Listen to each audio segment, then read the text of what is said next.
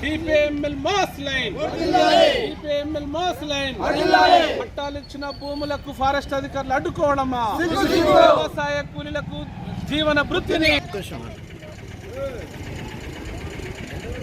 ఈరోజు CPML mass line ప్రజాపంద Kamareddy జిల్లా collector కార్యాలయం ముందు ప్రధానంగా ఈ ప్రాంతంలో ముఖ్యంగా కామారెడ్డి జిల్లాలో గాంధారి, లింగంపేట, మాచారెడ్డి, రామారెడ్డి, ఎస్ఎస్ నగర్ ప్రాంతాల్లో చాలా బీచ్కుంద, బాన్సువాడ ప్రాంతంలో కీలకంగా ఉన్నటువంటి ప్రధానమైన సమస్య 50 ఏళ్లుగా సాగులో ఉన్నటువంటి భూములకు పట్టాలు ఇవ్వాలని, గతంలో ఇందిరమ్మ హయాంలో ఇచ్చినటువంటి పట్టా భూములను కూడా ఫారెస్ట్ అధికారులు లాక్కోవడం సిగ్గుచేటని ఈ విషయంలో రేవంత్ రెడ్డి ప్రభుత్వం, కాంగ్రెస్ ప్రభుత్వం ఆనాడు ఇచ్చినటువంటి పట్టా భూములన్నింటినీ కూడా వీళ్లకు పేదలకు ఇచ్చే విధంగా సాగులో ఉండి ₹1,00,000 ఖర్చు చేసినటువంటి పేదలకు న్యాయం చేయాలని ఈరోజు సిపిఎంఎల్ మాస్ లైన్ ప్రజాపంద కలెక్టర్ కార్యాలయం ముందు ధర్నా నిర్వహిస్తున్నది.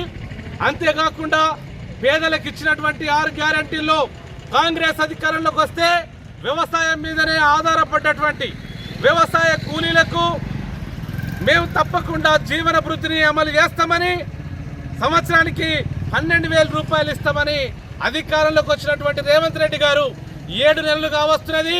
ఖరీఫ్ సీజన్ స్టార్ట్ కాబోతున్నది. వలసలు వచ్చినటువంటి వాళ్ళు ఊర్లలో నాట్లేస్తున్నారు, కానీ గ్రామాలలో ఉండేటటువంటి వాళ్లకు పనులు లేనటువంటి స్థితి ఉన్నది. ఈ 12,000 సరిపోవయా? మీరేదైతే గీత కార్మికులకు, బీడీ కార్మికులకు 2016 నుంచి ₹4,016 వరకు పెంచుతామని హామీ ఇచ్చారో, మరి వ్యవసాయ కూలీలు ఏం అన్యాయం చేశారని మేము అడుగుతా ఉన్నాం, ప్రశ్నిస్తున్నాం. దేశానికి అన్నం పెట్టడానికి దుక్కి దున్ని మొత్తం మొక్కలు నాటి కలుపు తీసినటువంటి వ్యవసాయ కూలీలు ఏం పాపం చేశారని మేము అడుగుతున్నాం. అందుకని ఈరోజు రేవంత్ రెడ్డి ప్రభుత్వం రైతుల ప్రభుత్వం అని, లేదా కూలీల ప్రభుత్వం అని, ప్రజల ప్రభుత్వం అని, ప్రజాపాలనని చెప్పుకుంటున్నటువంటి రేవంత్ రెడ్డి గారు వెంటనే వ్యవసాయ కూలీలకు 12,000 జీవన వృత్తిని అమలు చేస్తూనే వాళ్ళకు కదా ఎట్లా బీడీ గీత కార్మికులకు ఎట్లయితే ఇస్తున్నారో వాళ్ళకు కూడా ఇవ్వాలని చెప్పి సిపిఎంఎల్ మాస్ లైన్ డిమాండ్ చేస్తున్నది.